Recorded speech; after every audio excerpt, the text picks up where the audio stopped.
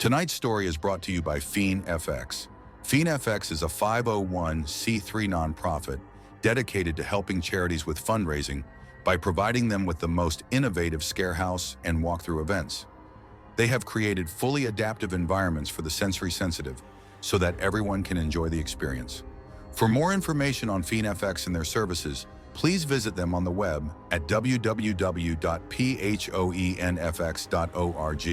Without further ado, tonight's tale awaits you, right through there.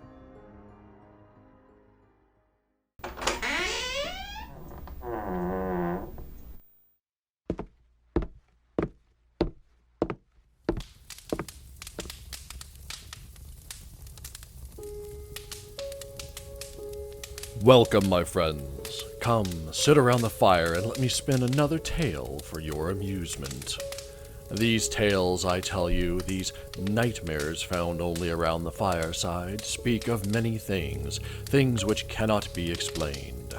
Stories of the unknown, the unseen, and poorly understood. Some disturbing, yes, some terrifying, certainly. Stories of the darkness which reside in all of humanity, expressed in ways in which nature herself cannot account for, things beyond her ability and even beyond her comprehension, stories buried in time and hidden by shadow. A wayward American searches for a ghost, a legend in Ireland. What he found in an old man's story was enough to scare a little faith into him. Little did he know what would find him.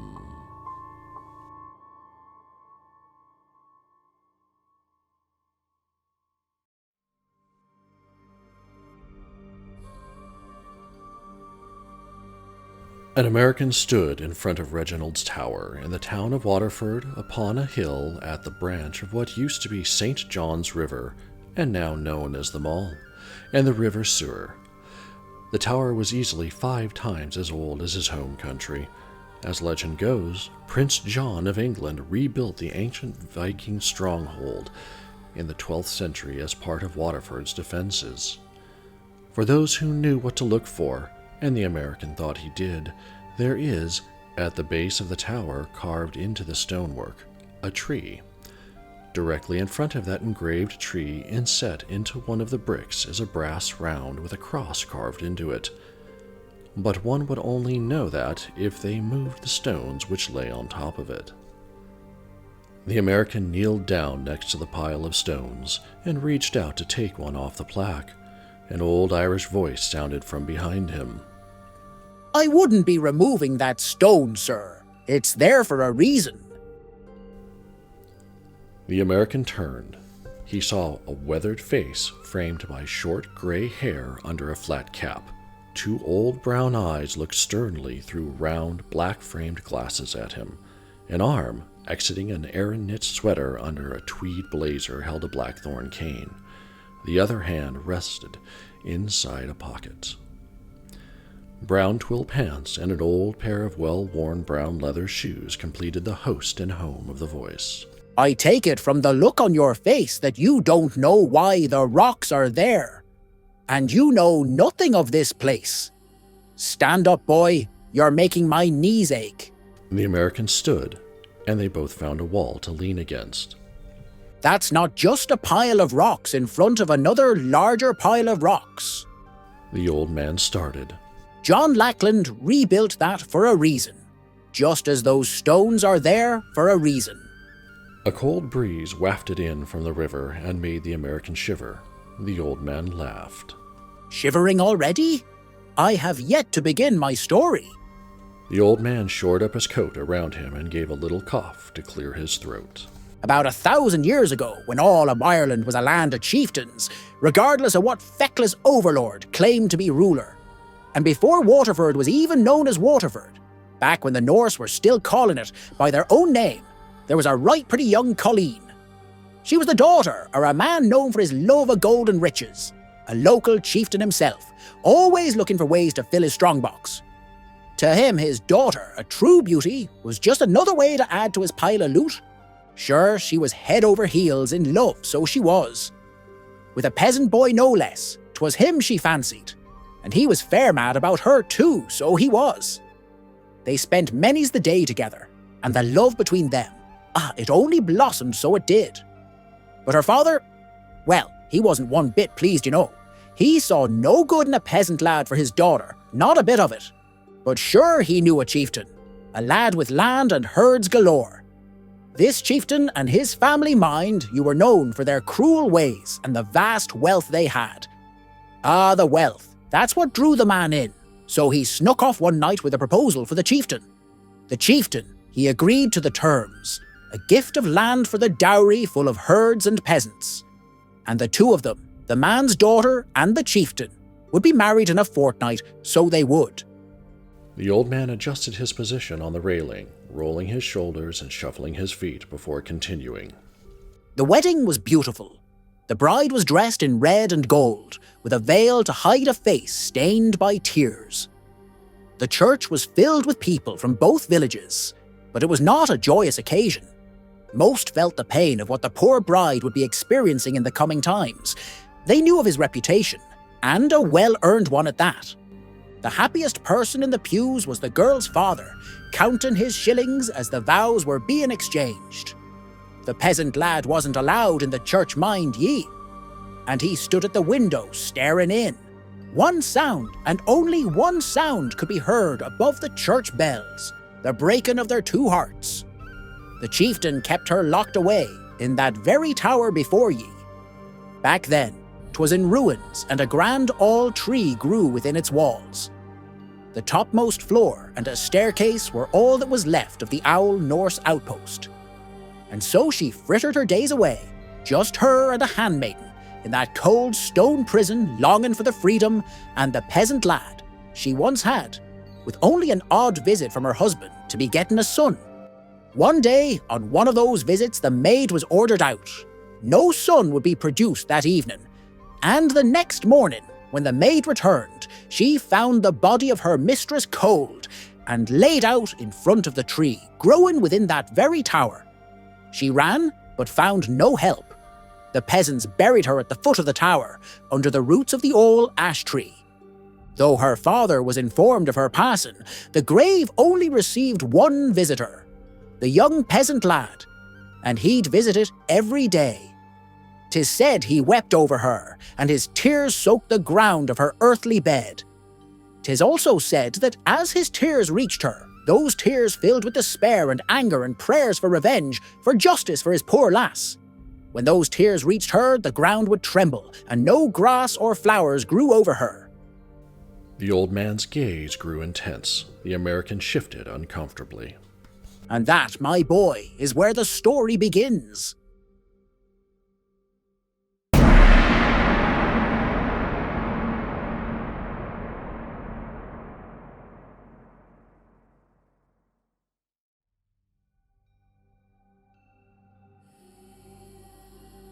The dirt around her was cold, but it surrounded her like a woolen blanket. It gave her comfort and a feeling of security and of safety, something she hadn't felt in what seemed like 100 years. A drop of water brushed against her lips, and her tongue flicked out quickly to catch it. It was bitter and salty, and she could taste the rage in it. Another followed it, and another. They tasted familiar, smelled familiar. There was something else beneath the anger, but she couldn't quite remember what it was. Something, though, that stirred her memory. Something which didn't match the way they tasted.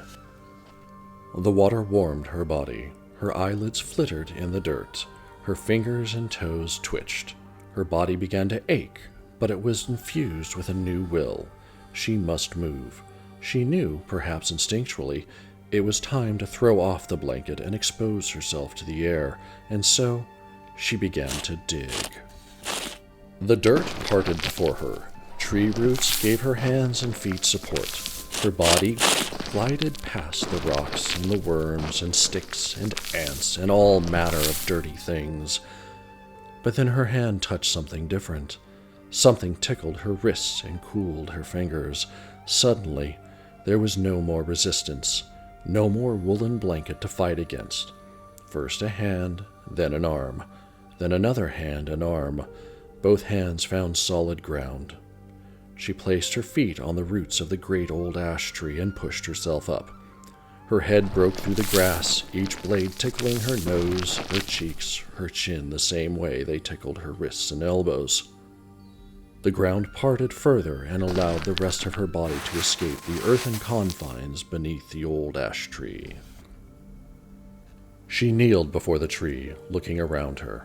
It was dark and under a new moon, and her white linen nightgown was no longer white. Amazingly enough, it was in good repair. The breeze coming off the river was cool, but she did not feel cold. She stumbled down towards the water.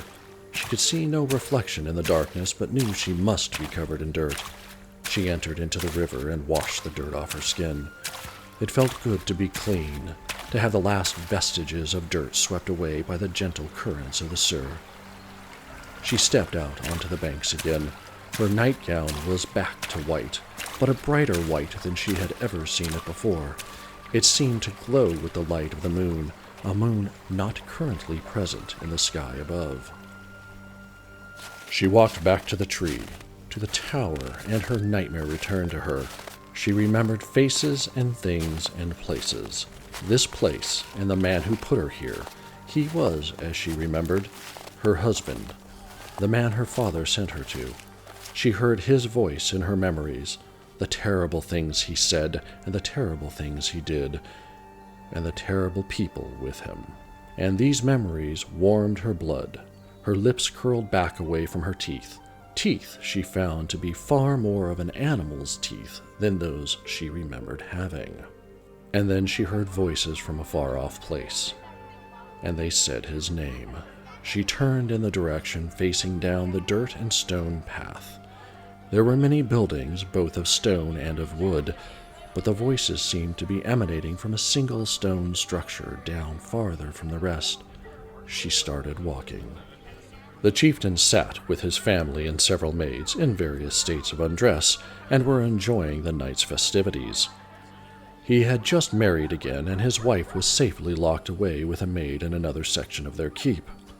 The fire was warm, the game was good, the drink was strong, and it was a night worth celebrating. He laughed heartily as one of the maids fell from her chair, spilling her drink. She had trouble getting back up into her seat. The chieftain stood, and then grabbed her by the upper arm and lifted her up with such force that her feet came off the ground. Her eyes were filled with fear as they met his. He scoffed, called her some name, and threw her against the table.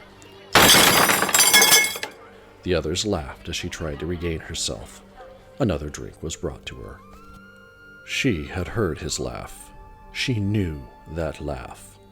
The rage of the water filled her. It gave her warmth and strength and speed. It protected her from the cold of the night, and it gave her a nightgown a strange luminescence. The door opened to the keep suddenly. Its wooden thud against the stone wall startled the inhabitants of the room, and all light, save the fire, went out. All stood silent, dumbfounded, as they gazed upon the figure in the doorway, the figure that glowed in the moonlight. The chieftain roared in outrage at the disturbance, but before he could finish his complaint, she was on him. Her fingers sank into his flesh. His bones splintered under the strength of her grip and the weight of her anger. Her teeth sank deeply into his throat, and then they quickly ripped free the parts of him that were caught in their hideous grasp. His blood touched her lips. How foul the man, but how sweet the nectar which flowed freely from him. It gave her strength and warmth and comfort as she had never felt before. Life flowed into her. Purpose and power flowed into her, and a hunger flowed into her. A hunger for more, for greater.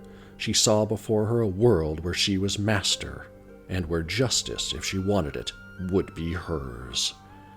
She was lost in a dream when a scream broke her ecstatic reverie.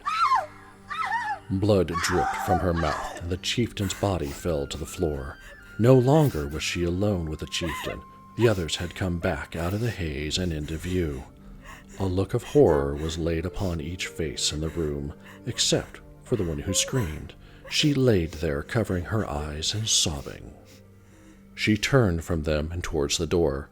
the warmth of the blood still on her chin as she walked slowly and deliberately through the doorway. A name was said as she left, a name she recognized. It was hers. She turned towards the man who had said it out loud and gazed at him. His eyes grew wide with terror, and then he fell. Another of the girls screamed as she exited, and continued to scream as she walked down the pathway back to her ash tree. Though many looked for the woman with the moonlight gown, none could find where she had gone. Over the course of many days and nights, her name, though, and likeness spread throughout the territory, as did the story of what she had done to the chieftain. Many were horrified by the tale, but some celebrated her for doing what no others had done. He sat alone in his dwelling, counting what was within his strong box. The night was dark, and only a sliver of a waxing moon was in the sky, but the fire in the hearth was warm, and the stew his maid had prepared him had kept him healthy and warm on a cold night. He had spent no nights in mourning over his daughter's death. Her peasant had even tried to confront him and received a sound thrashing for his troubles. The peasant was sent back to whatever hovel he came from, with a little less blood and a little more wisdom. He scowled at the memory. Pray he not try such foolish stunts again, or else the pigs may find their dinner greatly enhanced. A cold wind blew outside. The shutters were loosened by them, and so he stood and secured them against the wind. The door then began to wobble, and he walked to it and secured it as well. The fire had suddenly died down to nothing, and the light had gone from the room except for the moon which shone through the window he thought he had previously secured. As he reached the window to secure it again, he caught the reflection of the moonlight in a metal fixture coming from behind him. He turned, and she was standing there, in her moonlight gown and a feral look of rage across her taut and pale visage.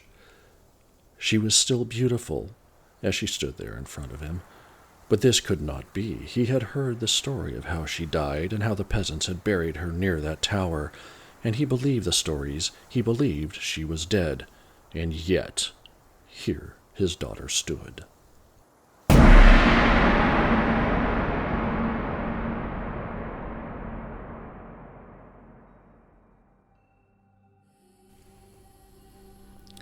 "You," he said, without fear in his convictions, "you were supposed to be dead." It was the next morning after the chores on his small homestead that he had heard tell the tales of a woman in a moonlight gown. There were rumors that the chieftain, her husband, was dead on the night of his wedding to her replacement. And more disturbing were the rumors that she had been seen just last night in their village. He had gathered his eggs and vegetables for the market and had pulled the cart into the main road through the village when he heard the rumors of this chieftain's gruesome murder. It was said he was crushed and his blood drained from his body, and that she had done it. The small tower home to his lost love and her wretched father was in the center of the village, not more than a few steps away from the market. He deposited his cart with one of the girls and walked to the stone tower. The door was missing from its frame and laid splintered on the ground. The shutters were all open and could not be fastened, not even by the priest who was praying over the body of the chieftain, which laid in the middle of the room. It was laid at all unnatural angles, and the skin was taut against the bones. Only his clothes, which now laid on him like a pavilion top instead of a properly fitted as they once had been, hid the true nature of his death, all except his throat. That had been torn asunder, ripped and separated from the body as if a wild beast had taken it from him. A wild beast, sure, or a demon, the peasant thought. The priest saw him staring in and threatened to excommunicate him if he didn't leave immediately. In truth, he was glad for the threat. He was scared but entangled in the violence of the scene before him. And so he scurried off back to his cart and made his daily wage on his eggs and vegetables. But that day, there were whispers in the market, whispers of the girl in the moonlight gown and her name. Days had passed in the village, and not much changed. A new chieftain had moved into the stone tower. It was said he was not nearly as treasure-centered as the previous, but such things didn't matter to the peasant boy. He would still collect and sell his eggs and vegetables at the market. That is, until the taxes grew too much. Then he would pack up his seeds and his chickens and move himself to another plot of land where he could begin to grow again. And after the gathering and taking had been done, after the chores and market, the buying and selling, the moving to and fro ceased for the day, the peasant boy had found himself at home again and in front of his fire. A commotion outside caused the chickens to cluck angrily, so the peasant stood from his place in front of the fire, threw an old woolen blanket over his shoulders, and went outside. She was hungry again. The life in her breast only lasts so long, and then she must find another. She wandered the woods near her old village, away from her ash tree. She came across a small farm with a poorly constructed wooden fence.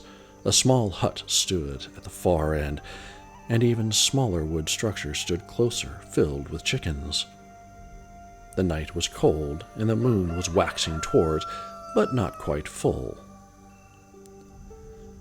She stood amongst the trees, as radiant as her nightgown, glowing under the canopy of night and nature. A young peasant man had exited the house to look at his birds. Seeing him excited her. Her blood warmed, and she began to writhe in the moonlight. He took notice of her as she watched him from the tree line. A look of terror crossed his face, and the moonlight glinted off the whites of his eyes. She smiled at him and moved from behind the tree line into full view. She beckoned to him, and he slowly came to her. She willed the clouds to obscure the moon, and they did, the glow of her gown becoming all the greater for it.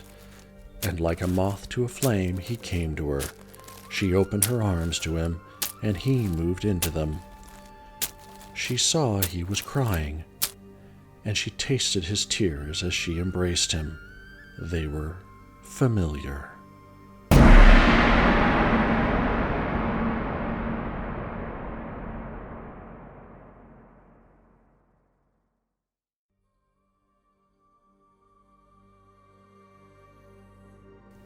"But why the rocks?" the American asked. The old man adjusted his jacket again. Well, lad, when they found the body of the peasant, someone was smart enough to figure out who was doing it. So the peasants went to the old ash tree and chopped her down. They then piled rocks upon her grave, hoping that it would keep her in there. No such luck, though. She took many from the region over the next couple hundred years. Then somebody thought maybe it just needed to be a bigger rock. So when John Lackland came across and laid his claim to our land, he too had heard the stories. He didn't believe them at first. No, he didn't. But then reports came to him of a beautiful woman in a moonlight gown, wandering the woods, and the people of the village were afraid. Very afraid, mind you. Afraid enough to approach the worshipful one himself and lodge their complaints. Still, he didn't listen. The idiot! Not until some of his men started disappearing. One of the bodies was found in the same condition as the ones of legend. Whether he actually believed the stories or not is a little unclear. What is clear is that he immediately commissioned a rebuilding of that tower right there, and he made sure the edge of the tower covering her grave was thicker and heavier than the rest. Sure, they rebuilt it all right, but not before the priests were called in to do an exorcism or three, and blessing the stonemasons every day they worked. He had the tree carved into the stone there so that the priests would know exactly where to come, and pray and sprinkle their holy water. After that, that little brass bit showed up in the stonework. That's another mystery in itself, but people find it a good place to put stones when a loved one dies mysteriously. The old man and the American shook hands and parted ways. The old man walked down the street, and the American stayed for a few moments more. He found a stone laying along the road, picked it up, and placed it with the others before the tree. He said a silent prayer of apology for almost disturbing the other stones, and of gratitude for the old man who stopped him from doing so. He stood and took a deep breath, and when he turned to leave, he caught a glimpse of a stunning young woman dressed in white staring at him from around the corner, smiling.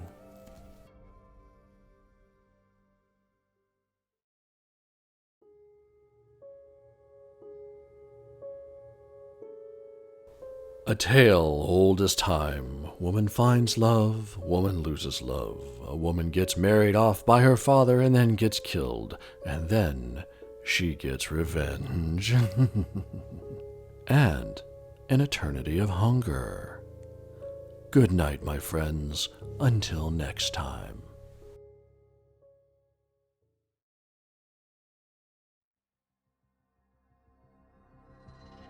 Tonight's episode of Fireside Nightmares was sponsored in part by PhoenFx. PhoenFx cause and effects. For more information, please visit www.phoenfx.org. Moonlight Gown is an original retelling of a popular Irish folk tale written specifically for Fireside Nightmares. All rights reserved. Please stay tuned for the second half of our show as Josh and Story discuss tonight's episode and all of the interesting facts surrounding it.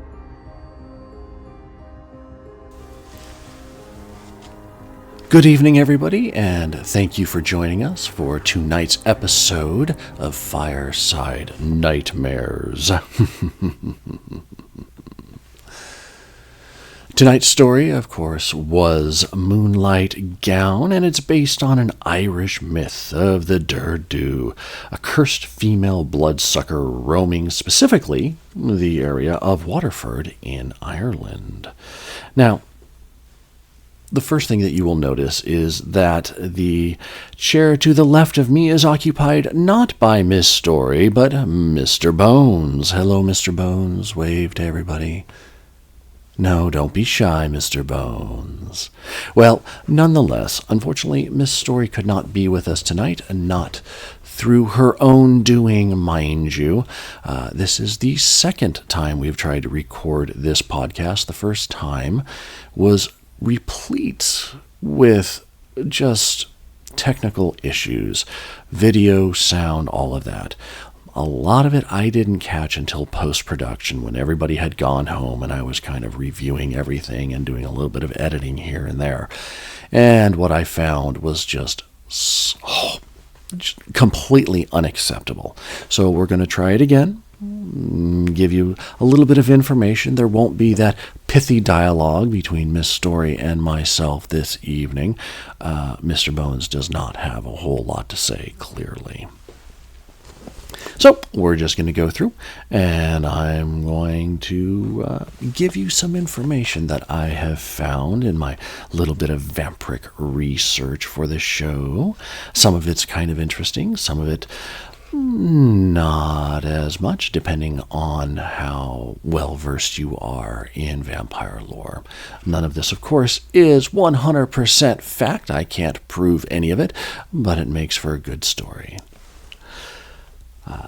Speaking of stories, and specifically the vampire genre, those of you who are familiar with it know that it's been around for quite some time. Now, there are people who believe that the modern concept or archetype of vampire was established in Bulgaria about 1,000 years ago. I don't know if I necessarily subscribe to it, and I'll tell you the stories behind it, a little bit anyways. But they believe it, and so here we are.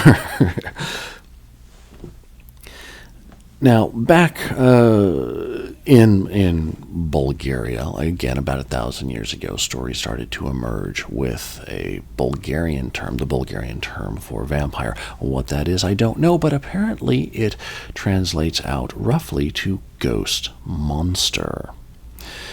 Now, the Slavic vampires were different than the vampires that we are familiar with today, in that they are incorporeal. They do not have a physical body or being.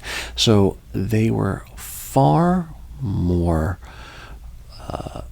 had far more in common with a poltergeist than our modern concept of a vampire.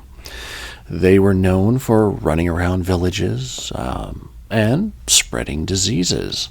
What they were not known for was creating other vampires with their bite or drinking blood. That was something that came in a little bit later in time.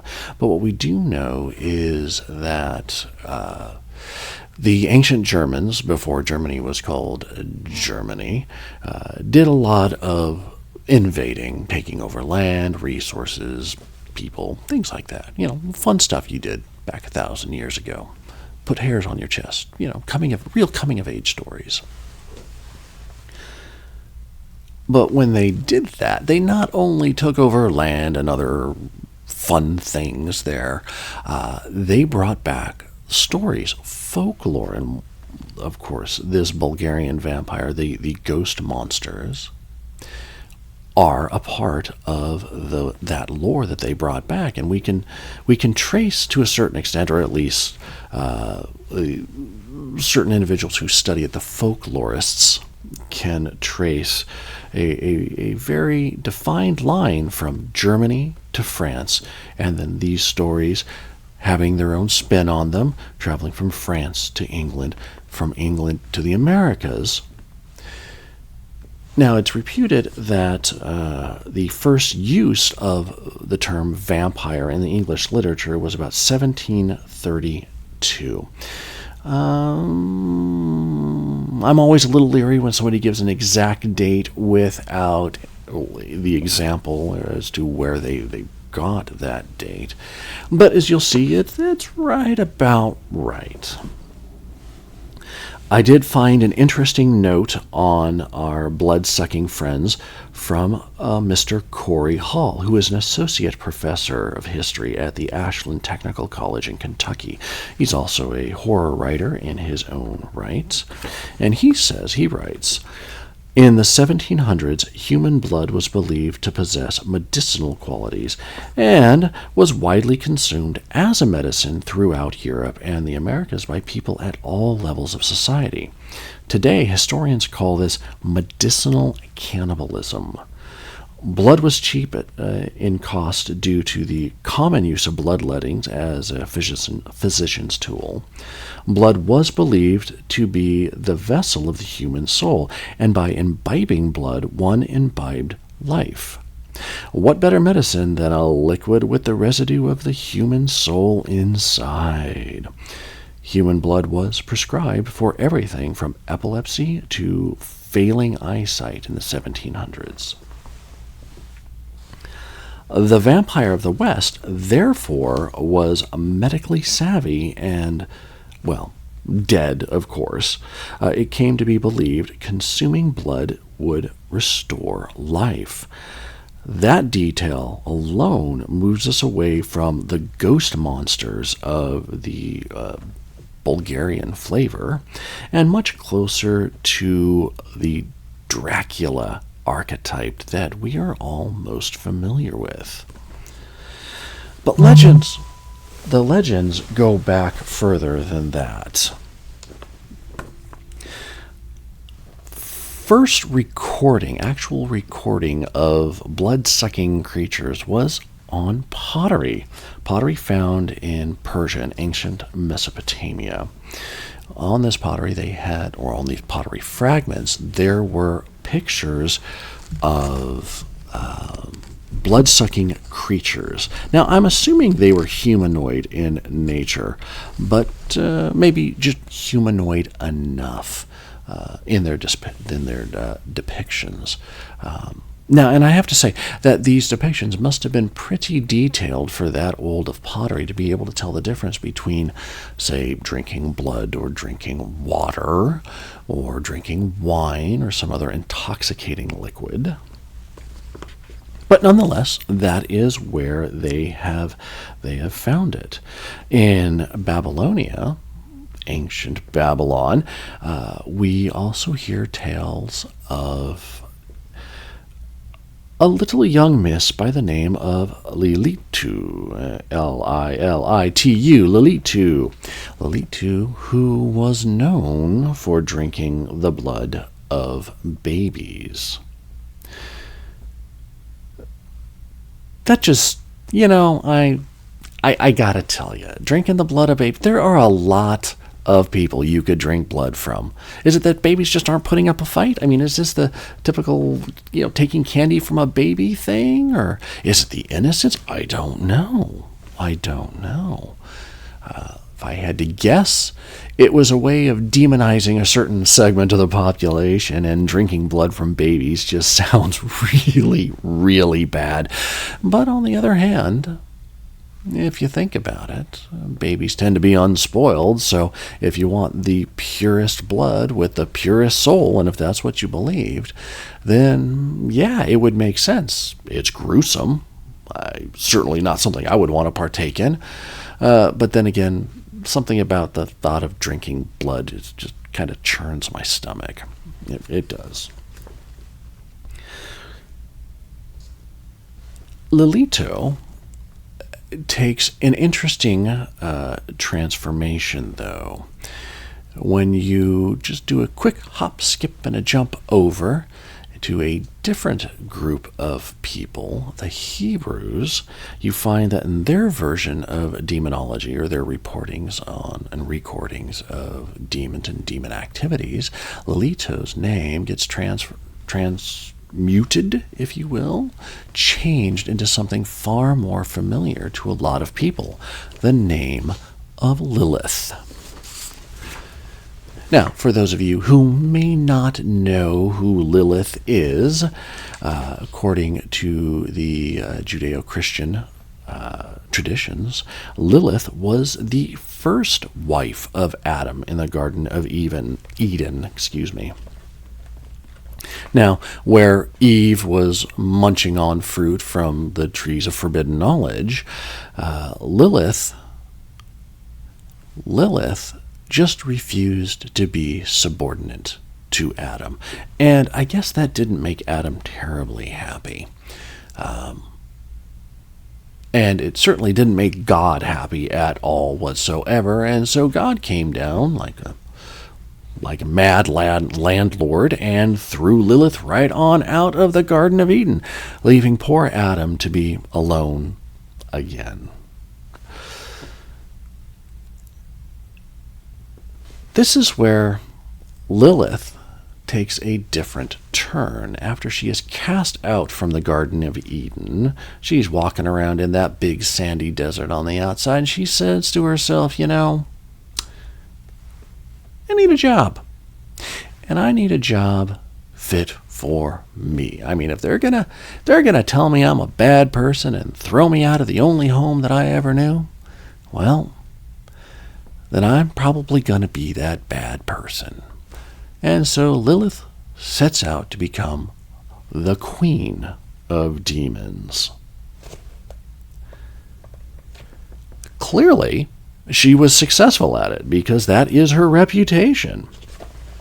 Other parts of her reputation, of course, include, again, the drinking of blood of babies and of their mothers. Well, that's Lilith, I guess, found it only fair that she should, drink the blood of the mothers as well. I mean, the mothers gave birth to the baby, so you would think that there would be some of that innocence there. But Lilith didn't stop with that, apparently. Oh, no. Lilith also found herself the occasional male to feast off of as well. That gives people a certain impetus to believe, to draw the correlation again, that Lilith and the modern day concept of the succubus may have been one and the same. Lilith didn't do anything to kind of dissuade people from believing that, by the way. You see, apparently, and I didn't know this about biblical history, is that once Eve feasted from the fruit of the tree of knowledge of good and evil, they had a little tiff. Yeah, they had a little tiff. They had a trial separation, Adam and Eve did, and Adam found himself alone, I think for a couple hundred years or so. During that time, Lilith snuck herself right on back in and got back with her ex-boyfriend. I mean, if you don't want to be known as a succubus, you don't do things like that, especially if you're already kind of have a demonic sort of reputation. It's just something you don't want to engage in. But okay, so yeah, all right. I mean, maybe you score a little bit of street cred with the other demons if you start doing some really bad things. You gotta keep that reputation as queen. You gotta cement yourself into that position. And well, Lilith did that. It is believed that she seduced him. Anybody who has ever gone back to an ex after a bad breakup knows that that's probably exactly what happened. It's just human nature, and Adam and Eve, as different as they were from you and I, were still very, very human, both in their needs and their desires and wants. That was not the only place that we heard from Lilith, though. In a country not so far away, a little town or a little place called Sumer. This was way back when. Lilith is described as an infertile, beautiful maiden who was a harlot and a bloodsucker, who, when she chose a lover, never let him go. Yeah. I mean, you got to think, though, it'd be kind of difficult for a woman who is immortal to never let go of a lover unless she has a lot of very literal skeletons in her closet. I mean, think about it. There you are. You're completely immortal. You're living forever. And you keep finding these guys that die on you. And, back then, your lifespan was what? 60 years if disease didn't take you, if it was old age and not disease or war that took you. Well, that means every 60 years she had to find somebody new. That's a lot of time on the dating scene for a demon. It really is. Now, we're going to move out of that region and just hop, skip, and a jump away to ancient Greece. Now, ancient Greece had their blood-sucking demons as well. And I'm going to slaughter this name. I'm sorry. Empusa, Empusa. She was the daughter of the goddess Hecate, or Hecate. Sorry, I am used to Hecate from the Wiccan religion, but that is not how the name is either spelled or pronounced. So we're going to go with my best guess. Forgive me if I mispronounce your name. It is not intentional, but Hecate. She, as the daughter, at least, is described as a demonic bronze-footed creature, which I assume would make it very difficult to sneak up on people if your feet were made of bronze. I mean, whether it be tile or stone or wood or leaves or grass or water or whatever, dirt, gravel, whatever the case may be, metal feet are not quiet feet. Though she had a workaround for that. She did. It is reputed that she would transform herself into a young woman, beautiful, assumably, and she would seduce men, and then while they slept, she would exsanguinate them, have herself a little taste. Greece all the way to India. India had their bloodsuckers too. They had 3 ones of note that I'm going to throw at you. And again, I'm going to do my best not to slaughter names. But the Vitalas, which are ghoul-like beings that inhabit corpses, right? Much like our European revenants, evil spirits that find an unguarded corpse and pop in there and take it for a ride. Yeah, those were our friends, the Vitalas. Now, and there are multiple stories of the Vitalas, mostly written, of course, in Sanskrit. But Sanskrits tell of one famous king who spent his nights hunting down a single Vitala, possibly, a single night to capture a quite elusive one. I don't know if he ever did. I want to look up that story. It seems like it would be kind of a fun story fun story to read, and possibly serve as fodder for maybe even several more stories for Fireside Nightmares. They also had the betel, not a beetle, and not a betel leaf, which was commonly used as an offering during Hindu and the Indo-Aryan rituals. Nope, the betel were an undead creature who would hang upside down from trees, kind of like a bat, but specifically trees on cremation grounds and in cemeteries. Imagine for a moment, there you are. You've lost your loved ones, you've gone through the rituals, you've cremated them. They are now in the cremation grounds, you're transferring to their final resting place, and there's this thing. I don't know, probably larger than a bat, maybe 3 feet, 4 feet tall, hanging upside down in the dark, watching you. No.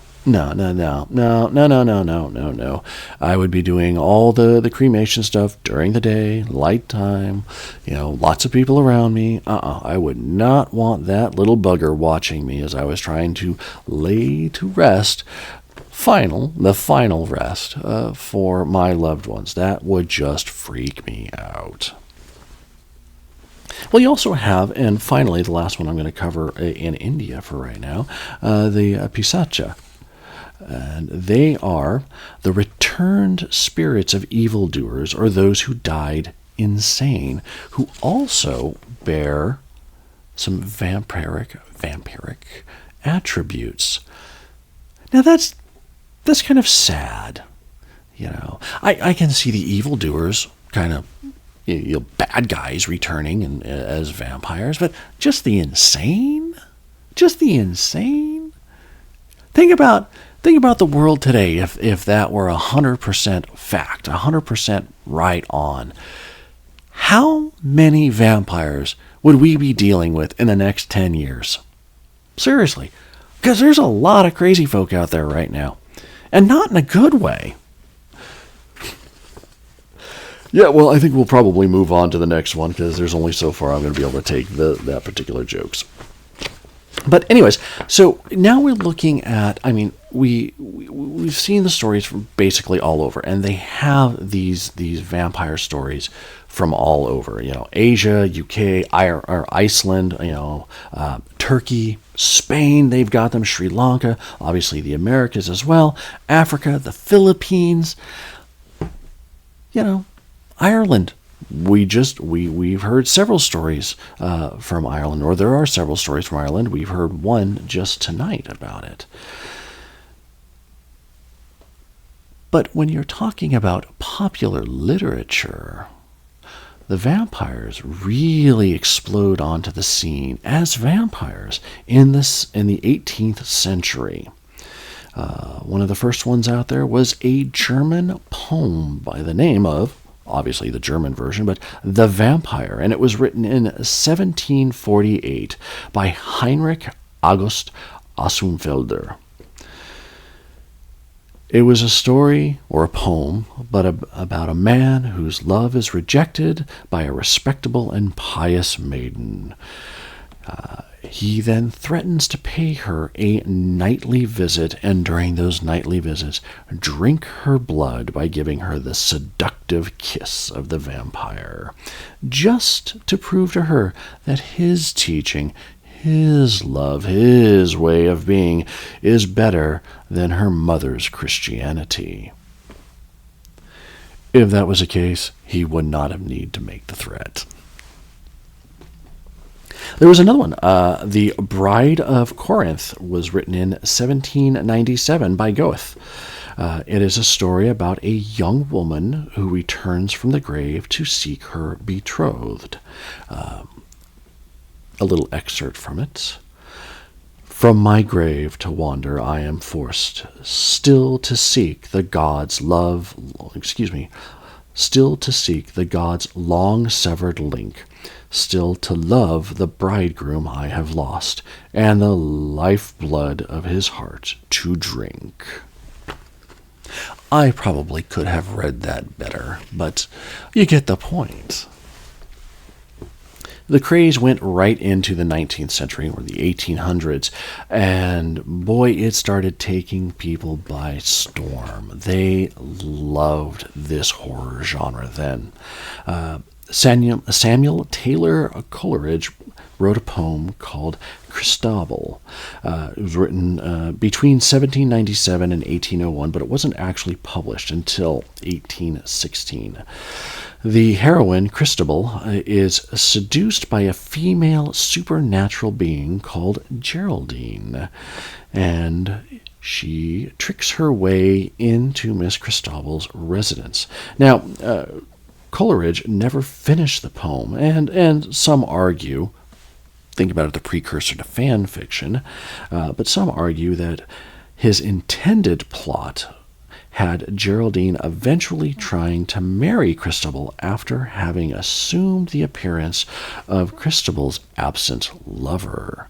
Let's see, now there's a poem I want to read, just a little teaser there, but it sounds like there's a really big story behind it, and I am a big fan of stories.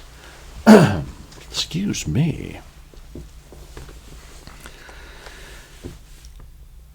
Now, Lord Byron, back in 1813, wrote a poem called the Giaour. I have no idea if I've pronounced that correctly, but you'll have to just kind of roll with it. There is a passage in that poem which alludes to a traditional folkloric conception of the vampire as being damned to suck blood and destroy the life of its nearest relations. I'm going to read you that right now, too. But first, on earth as vampire sent, thy corpse shall from its tomb be rent, then ghostly haunt thy native place, and suck the blood of all thy race. There from thy daughter, sister, wife, at midnight drain the stream of life, yet loathe the banquet which perforce must feed thy livid living corpse. Thy victims, ere they yet expire, shall know thy demon for their sire. And cursing thee, thou cursing them, thy flowers are withered on the stem.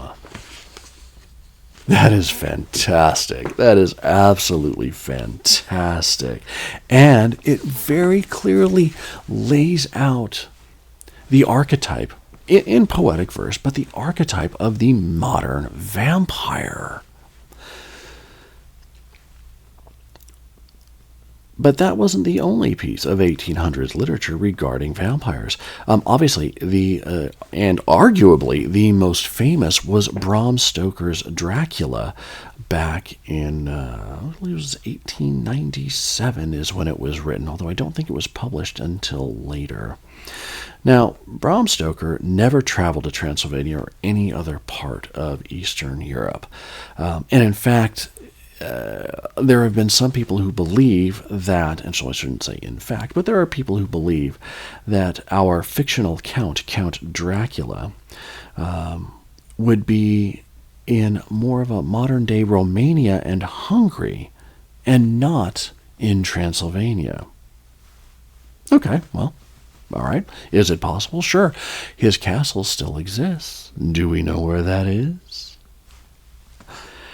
The writer himself, Bram Stoker, was brought up and born in Dublin. He was friends with Oscar Wilde and with William Gladstone.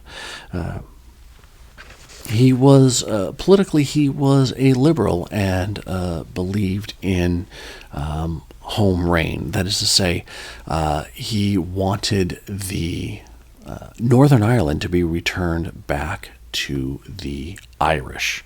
He said that the English had no right to be there, that it did not belong to them. And many Irish to this day feel that same way. In fact, when you look at the 60s and 70s with the what is now known as the outlaw Irish Republican Army, they fought rather violently to make that point. Unsuccessfully, of course, but violently and notably nonetheless. Excuse me, my lord. This is what I get for not having a drink with me. I know. Anyways, he turned to the theater, became a business manager of the Lyceum Theatre in London, and there he met Armin Vambery, who was a Hungarian writer that it is believed introduced him to the vampire folklore. This theory is substantiated by the fact that Stoker consulted Vambery in the writing of Dracula, whose main character, of course, was loosely fashioned on Vlad Tepes, or Vlad the Impaler, a bloodthirsty prince born in Transylvania in 1431. That's terrible. I am so sorry. Interesting about that, though, with all of the tales of vampirism and all of the vampire-type things that we see, there might be a legitimate reason for it. Something called the vampire disease. That's not its technical name. The technical name is porphyria. Now, porphyria is an inherited blood disorder that causes the body to produce less heme, a critical component of hemoglobin, which is the protein in red blood cells that carries oxygen from the lungs down into the various body tissues, muscles, and the like. Well, if you don't have enough heme, if you don't have the proper composition of hemoglobin in there, it fails to do its job. Without getting too deeply into the disease itself, there are some symptoms which directly tie it to vampiric lore. Check this out. The first one, and most notably, is sensitivity to sunlight. Extreme sensitivity to sunlight, which leads to facial disfigurement, a blackening of the skin, and even hair growth. Think about that. So our concept of the modern vampire is he goes out into the sunlight, he burns. That's exactly what it kind of looks like when your skin turns black on your face. Now, porphyria itself is exceptionally painful, so combine a porphyric attack with sensitivity to sunlight, and yeah, you get somebody who does not want to spend any time in the sun whatsoever. In fact, it is detrimental to their health and well-being to be in the sunlight. But there's also the issue of fangs. Now, do porphyria sufferers, do they actually have fangs? No, but if gone untreated after multiple attacks, the gums start receding, which make it look like the teeth are growing, they're enlarging. Of course, every human being, generally speaking, has a set of canines, top and bottom. Nice, pointy, sharp teeth, which, when looking long enough, can give off the appearance of fangs. So what about the blood drinking? Well, blood drinking is not really a symptom, but it is a way of treating porphyria. Not a great way of treating porphyria, but it is a way of treating porphyria. There are two aspects to this. So because people who suffer from porphyria, especially long-term, their urine is a dark red, folklorists have surmised that they may have been drinking blood. You know, the blood goes in red, it comes out right. That's how it works, right? Right? Yeah, I know. But nonetheless, on the other side of that, during that time, as we've talked about briefly, some physicians have recommended that patients dealing with porphyria would drink blood in order to, not for the soul connection, the lifeblood thing, but to get a fresh supply of that hemoglobin into their system. It was essentially a vitamin replacement, but the blood that they were recommending was not not human blood. It was animal blood. Obviously, if you put a glass of human blood right next to a glass of, say, pig's blood, it's going to be difficult to tell the difference, and very few people would be able to actually taste the difference. So if you were just watching this happen, I can see where somebody would get, a little wonky. Here's a guy, he's got fangs, he can't go out into the sun, he's drinking blood, kind of sounding like the old stories that my grandmother used to tell me about the vampires and why I shouldn't stay out late at night. Here's another interesting one, though, an aversion to garlic. See how this is all playing in?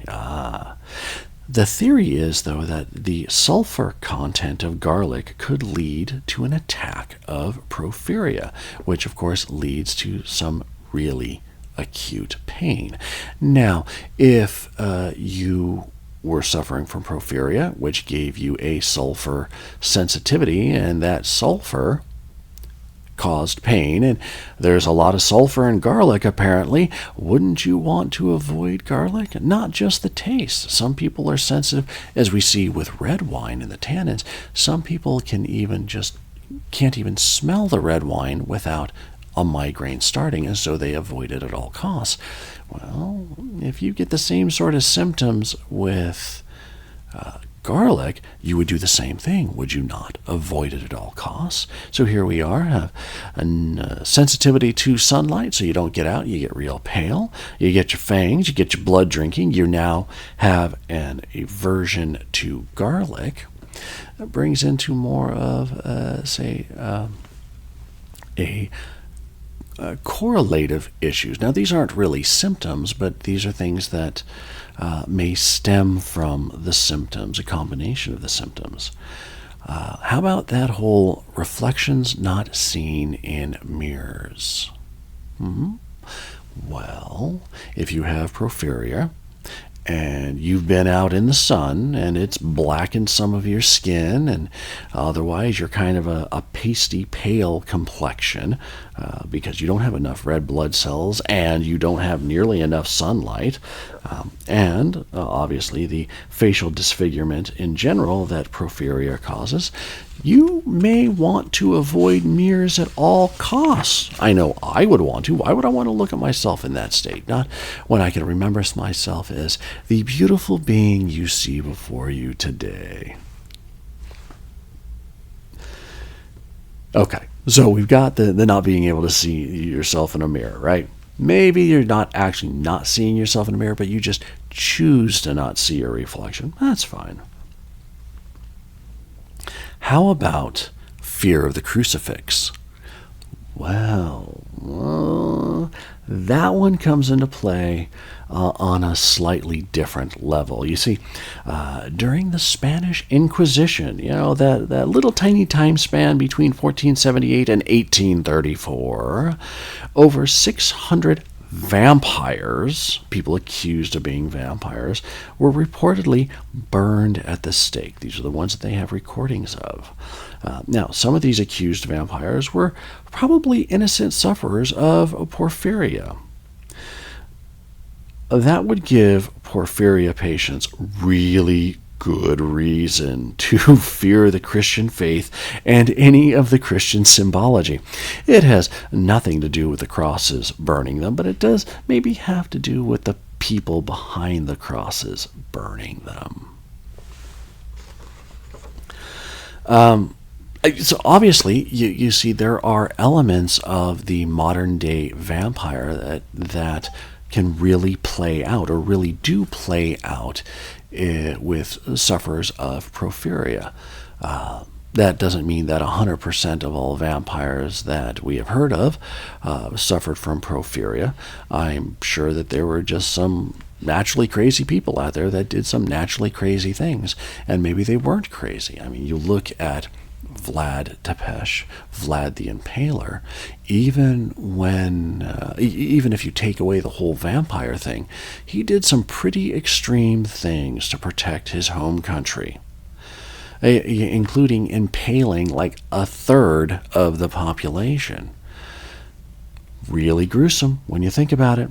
Really kind of extreme. And yet he did manage, because of all those people up on stakes, to ward off a Turkish invasion. I mean, there you are, part of the Turkish army. You're thinking, we're going to go take this little town. Yeah, this guy's got a pretty bad reputation, but you know what?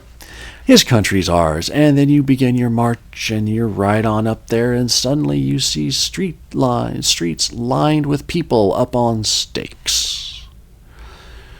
One or two, okay, yeah, those are the execution grounds, but you start getting into the thousands of them. That would be enough to want to make me turn back. And other than that, I mean, think about the smell. I mean, you could probably smell that miles away.